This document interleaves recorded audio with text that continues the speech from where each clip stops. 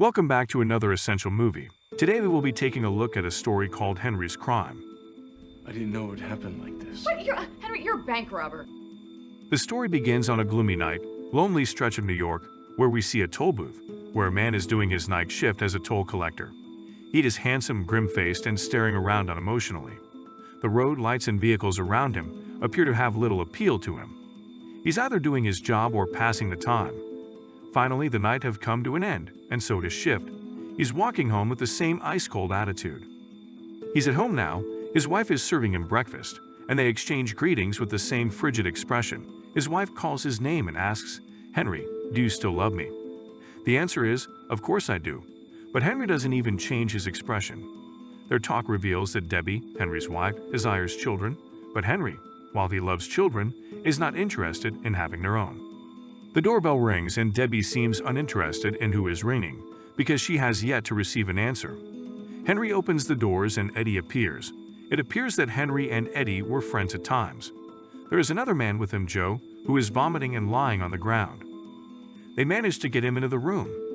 Eddie informed Henry that they are planning a baseball game, but that due to Joe's illness, they would be unable to participate. He invites Henry to join the game because their player is currently unable to play. But this was not the baseball game. There was something else. They drive away, and as Henry inquires about the baseball, Eddie responds quickly and requests that they stop at the next bank ATM so that they could get some money for beer. Aside from Eddie and Henry, there are two other guys. When Henry arrived at the bank, Eddie told him that he should be in the car and that the engine should be turned on. They leave, and Henry notices that the car is not legal because the engine wires were directly connected to start the engine. Did Eddie steal the car? And were they planning to rob the bank right now? Yes. Eddie and his associates enter the bank to rob it, but they are completely unprepared, so the security alarm rang. Bank employees begin bugging off. As soon as Henry's car starts, a security guard draws his pistol. Henry, who had no understanding what was going on, raised his hands politely and surrendered. The innocent Henry has been apprehended for a crime he did not even commit. Henry is being interrogated about his partners, but he did not give any name. Maybe he is too loyal to them, or maybe he only knows Eddie's name. Well, they're now in court, where the judge has sentenced Henry to 3 years in prison for robbery. Everything is accepted fully by our meek and silent protagonist. As though living in a cell or at home makes no difference to him. He is fine with it. He is now in a cell with Max Kahn, and he appears to be in good spirits. They exchange greetings and inquire as to the reason for their confinement. Max is about 50 years old, seasoned, and at ease in the jail.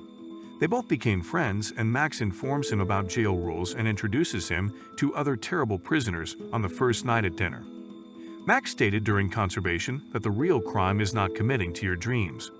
When he questions Henry about his dream, he claims to be oblivious of it and doubts that he has ever had a dream. Max finds this weird and wonders what life would be like without dreams. You see, Max is a great guy, and he is instilling in Henry's mind a notion that will change his life forever.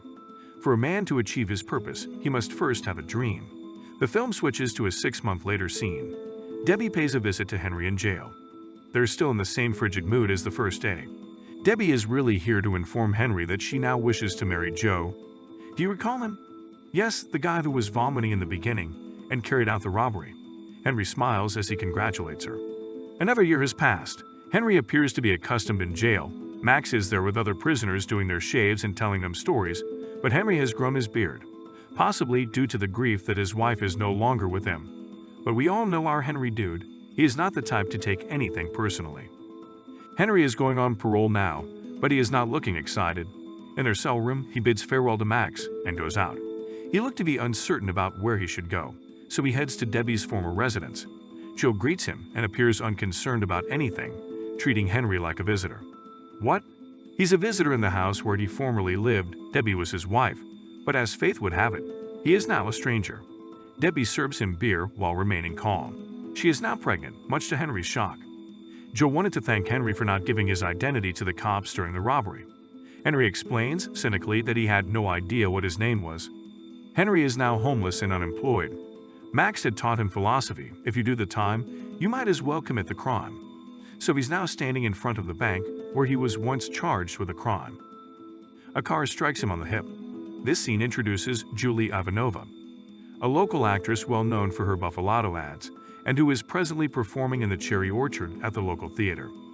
Julie is a kind and compassionate person. She yells at Henry for obstructing traffic while assuring him that he is okay. Julie is acting as though she did not want to be sued. Frank, the security guard who detained Henry, now assists him and recognizes him as the old bank robber as they walk to the cafe. So Julie can buy him a coffee before leaving for rehearsal. In the cafe, Henry remembers Julie from Buffalo ad on television. Something tells me Frank isn't the same now. When Julie and Frank have finished their coffee, Henry heads to the bathroom.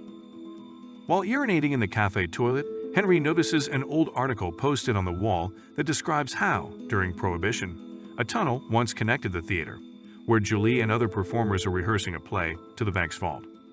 Henry is reading the newspaper while thinking about something. Now is the moment for Henry to do his crime. First, Henry visits the prison to inform Max that he has finally discovered his dream. Max was perplexed and surprised. He suddenly questioned what kind of dream it is to rob a bank, and then tell someone about it in jail. He rejects the notion right away, arguing that the jail is his home and that he will not come out only to rob a bank. Henry argues that he cannot spend his entire life in jail and die in misery. Furthermore, he tries to persuade Max that he wants his assistance in breaking into the vault.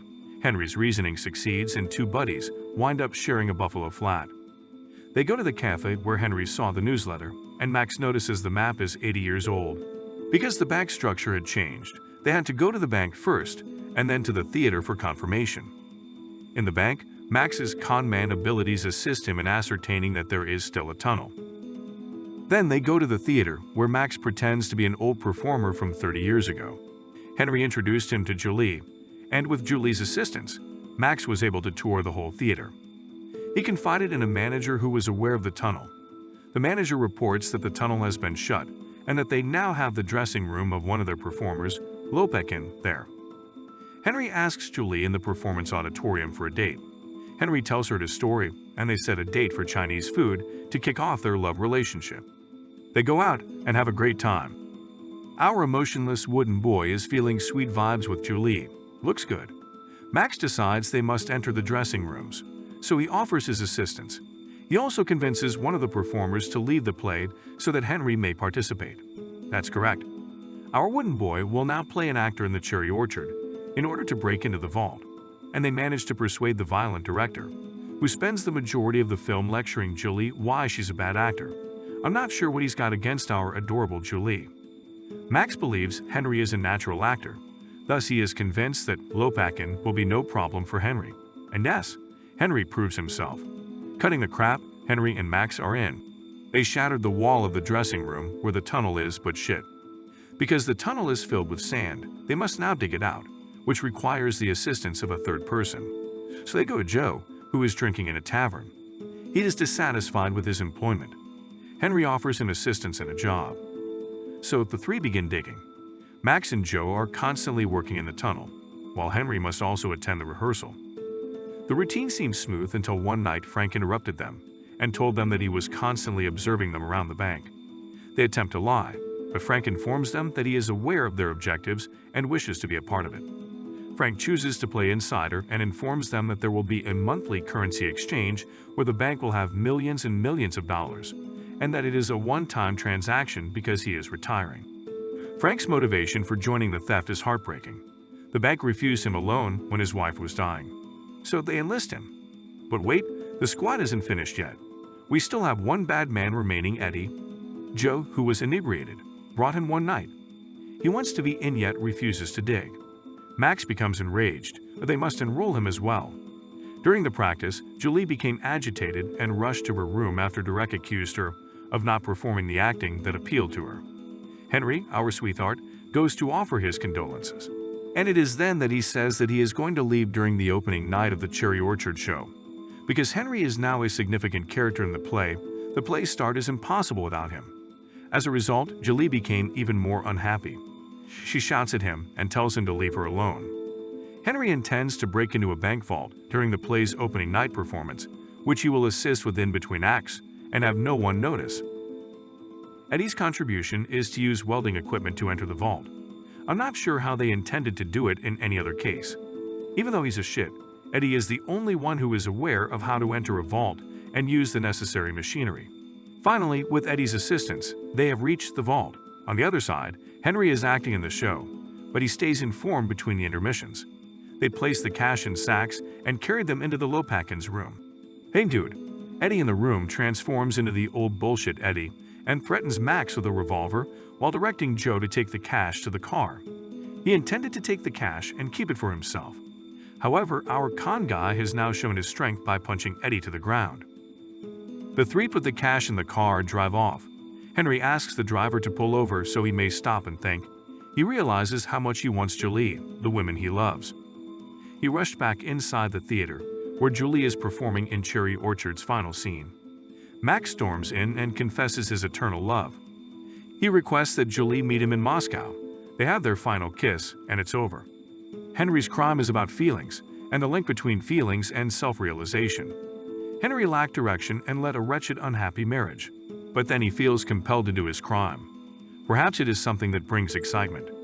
Henry is a risk-taker, and when he met Julie and began to develop feelings for her, his life began to change. According to Julie, this play is about being compelled to leave the past behind and start again in order to survive. Henry is going to start a new life with Julie. Thanks for watching another Essential Movie Recap. Please like and subscribe.